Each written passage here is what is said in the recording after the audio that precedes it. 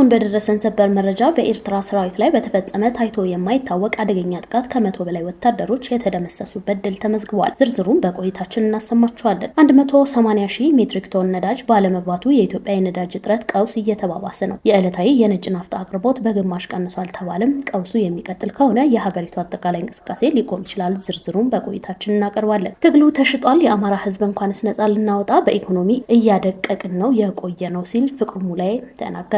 ኢራን አሜሪካውያን በባለቤትነት የተቆጣጠረችውን ግዙፍ የቴክኖሎጂ ኩባንያዎች ለማጥፋት ዛተች። ሰራተኞቻቸውን ኩባንያዎቹን የሚያገኙባቸውን አካባቢዎች ለቀው እንዲወጡም አሳሰበች። በዓለም አቀፍ ጉዳያችን ይተነተናል። ክብራትና ክብራን የጥበብ ሚዲያ ቤተሰቦች በቆይታችን እነዚህና ሌሎችም ሀገር አቀፍና ቀጠናዊ መረጃዎችን በዝርዝር እናቀርባለን። ለቤቱ አዲስ የሆናችሁ ውድ ቤተሰቦቻችን ሰብስክራይብ በማድረግ የደውል ምልክቷን በማብራት የቤቱ አባል ትሆኑ ዘንድ በአክብሮት እንጋብዛለን። በቅድሚያም የዕለቱ የቢዝነስ ዘገባዎች አስቀድመን ወደ ዝርዝር ዘገባዎች እናልፋለን። በተለያዩ ባንኮች የዕለቱ የውጭ ሀገር ገንዘቦች የምንዛሬ ዋጋ እንደሚከተለው እናቀርባለን። $1 153 ብር፣ 1 ዩሮ 181 ብር ከ8 ሳንቲም፣ 1 ፓውንድ 209 ብር ከ2 ሳንቲም፣ የስዊስ ፍራንክ 198 ብር ከ6 ሳንቲም፣ ድርሃም 44 ብር ከ3 ሳንቲም፣ ሪያል 43 ብር ከ4 ሳንቲም እየተመነዘረ ይገኛል። በአቢሲኒያ ባንክ ዶላር 153 ብር ከ4 ሳንቲም፣ ፓውንድ 208 ብር ከ2 ሳንቲም፣ ዩሮ 182 ብር፣ የስዊስ ፍራንክ 194 ብር ከ1 ሳንቲም፣ ድርሃም 44 ብር ከ1 ሳንቲም፣ ሪያል 43 ብር ከ7 ሳንቲም፣ ዩዋን 22 ብር ከ2 ሳንቲም ይመነዘራል። ህብረት ባንክ ዶላር 153 ብር ከ4 ሳንቲም፣ ፓውንድ 207 ብር፣ ዩሮ 182 ብር ከ8 ሳንቲም የዕለቱ የምንዛሬ ዋጋ ነው።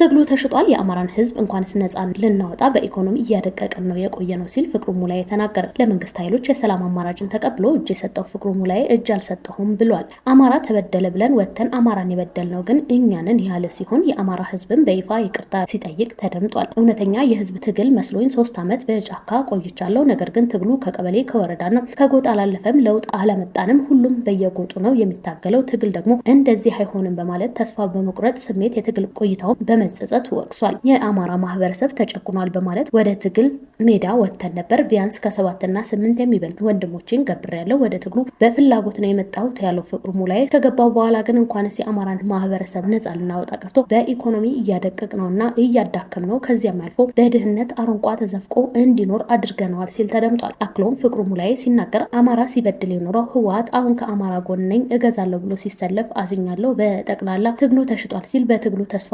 እንደቆረጠም ተናግሯል። እኛም ወደዚህ ስንመጣ እጅ ሰጥተን ሳይሆን መንግስት ባስቀመጠው የሰላም ጥሪ በመቀበል በፍላጎታችን ነው ብሏል። በተጨማሪም አንዳንዶቹ በተለይ በውጭ የሚኖሩ በዚህ ትግል ስም ሀብት እያካበቱና ልጆቻቸውን በተመቻቸ ቦታ እያስተማሩና እያኖሩ እዚህ ደግሞ የድሃ ልጅ በየቦታው ህይወቱን እየገበረ ይገኛል። ይህ ከዚህ በኋላ መቆም አለበት። ጦርነቱ ለማንም አይበጅም፣ ለማንምም አይጠቅምም ያለ ሲሆን በመጨረሻም በጫካ ላሉት የእሱን መንገድ እንዲመርጡ ጥሪውን አቅርቧል። ሁላችሁም የሰላም ጥሪውን ተቀብላችሁ ወደ ሰላም ኑ ሲል መልእክቱንም አስተላልፏል። በመካከለኛው ምስራቅ ጦርነት የተነሳ ኢትዮጵያ የባዶ ኮንቴይነር እጥረት አጋጠማት። በመካከለኛው ምስራቅ እየተካሄደ ባለው ጦርነት የተነሳ የባዶ ኮንቴይነር እጥረት እንዳጋጠመው የኢትዮጵያ ማሪታይም ባለስልጣን አስታወቀ። ባለስልጣኑ ዛሬ ለጉምሩክ ኮሚሽን በላከው ደብዳቤ በርካታ መርከቦች በደህንነት ስጋት የተነሳ ወደ ጅቡቲ ወደብ መጓዝ በማቆማቸው የባዶ ኮንቴይነር አቅርቦት ወጥነት የሌለው መሆኑ አስረድቷል። የባለስልጣኑ የሎጂስቲክስ አስተዳደር ኃላፊው አቶ ያለው ተስፋዬ ስምና ፊርማ የተላከው ይህ ደብዳቤ ወደ ጅቡቲ ወደብ የሚደርሱ መርከቦች ቁጥር በመቀነሱ የተነሳ የባዶ ኮንቴይነር አቅርቦት ተመናምኗል የሚል ሲሆን እነዚህ ኮንቴይነሮች ደግሞ ኤክስፖርቶችን ምርታቸውን አሽገው የሚልኩበት መሆናቸውን አስረድተዋል። ይህ የባዶ ኮንቴይነር እጥረት የተፈጠረው አሁን የቡና ምርት ወደ ውጭ ገበያ በብዛት በሚላክበት ወቅት ነው። በአሁኑ ወቅት ከፍተኛ መጠን ያለው ቡና ከመመረቱም በላይ የገዢዎች ፍላጎት ከፍተኛ ደረጃ ላይ እንደሚገኝ የጠቀሰው ባለስልጣኑ የተቀመጠውን የኤክስፖርት ግብ ለማሳካት ሁሉም ባለድርሻ አካላት በቅንጅት መስራት እንዳለባቸው አሳስበዋል። ይህንን ችግር ለመፍታት በደረቅ ወደቦች የሚገኙ ባዶ ኮንቴይነሮች በፍጥነት ወደ ጅቡቲ እንዲላኩም ጥሪ አቅርቧል። በአሁኑ ወቅት በሞጆና ቃሊቲ ደረቅ ወደቦች ከውጭ ሀገር የገቡ ምርቶችን የያዙ 2005 ባለ 20 ጫማና 2471 40 ጫማ ኮንቴይነሮች ይገኛሉ። በመሆኑም ጉምሩክ ኮሚሽን በፍጥነት እቃዎቹን እንዲያራግፍ አድርጎ ባዶ ኮንቴይነሮችን ወደ ጅቡቲ እንዲላክ የማሪታይም ባለስልጣን ደብዳቤ ያሳያል ሲል ካፒታል ጋዜጣ ዘግቧል።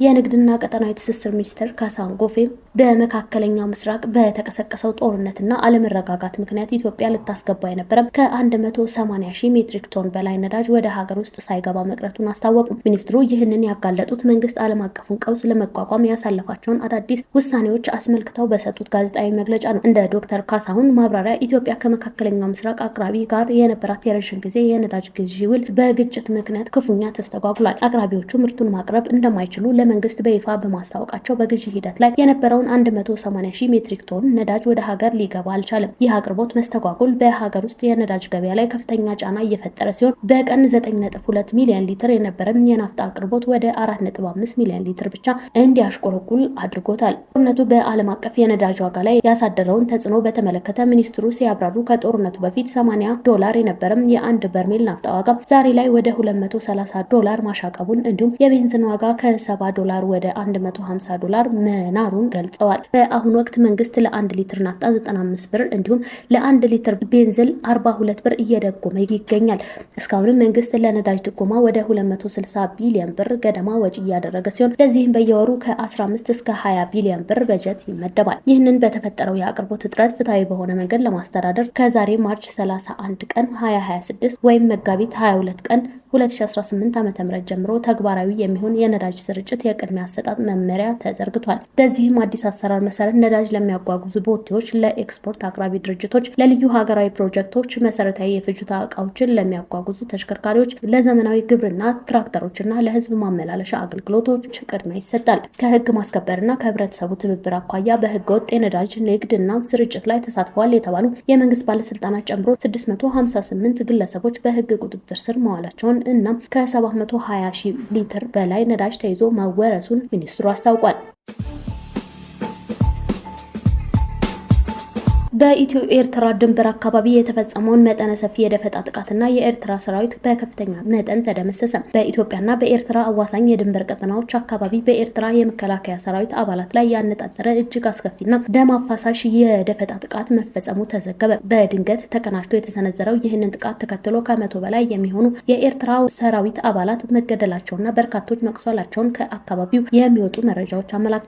ይህ ጥቃት በቅርብ ዓመታት ውስጥ በኤርትራ ወታደራዊ ኃይል ላይ ከደረሱ ጥቃቶች ሁሉ እጅግ ከፍተኛና አደገኛ ተብሎ ተፈርጇል። ጥቃቱ የተፈጸመው ሰራዊቱ ባልጠበቀው ሁኔታና ስትራቴጂካዊ በሆነም የድንበር ስፍራዎች ላይ ሲሆን የጥቃቱ አፈጻጸም ከፍተኛ ዝግጅት የተደረገበት መሆኑ ያሳያል። በኤርትራ ውስጥ በህቡ የሚንቀሳቀሱ ታጣቂ ቡድኖች በሀገሪቱ የተለያዩ አካባቢዎች የሚፈጽሟቸውን ጥቃቶች ከጊዜ ወደ ጊዜ እየተበራከቱ መምጣታቸውን የሚታወስ ቢሆንም የሰሞኑ ጥቃት ግን የቡድኖች የማጥቃት አቅም እና የተቀናጀ እንቅስቃሴ ወደ አዲስ ምዕራፍ መሸጋገሩን የሚያሳይ ሆኗል። ምንም እንኳን ጥቃቱ ከተፈጸመ በኋላ በሰው ህይወትና በንብረት ላይ ከፍተኛ ውድመት መድረሱ ቢረጋገጥም እስካሁን ድረስ ግን ለጥቃቱ ኃላፊነት የወሰደ ወገን አልታወቀም። በኤርትራ መንግስት በኩል ስለ ሁኔታው የተሰጠ ይፋዊ መግለጫ የሌለ ሲሆን በአካባቢው ያለው ውጥረት ግን አሁንም እንደቀጠለ ይገኛል። ከፍተኛ ወታደራዊ እንቅስቃሴና የአካባቢው የጸጥታ ጥበቃ መጠናከርም በጥቃቱ ሳቢያ የተፈጠረውን ድንጋጤና ስጋት ዳግም የሚያረጋግጥ ሆኗል። ይህ ክስተት በምስራቅ አፍሪካ ቀንድ ያለውን ውስብስብ የጂኦ ፖለቲካዊ ሁኔታና የድንበር አካባቢ የጸጥታ ስጋቶችን ዳግም ወደ አጀንዳን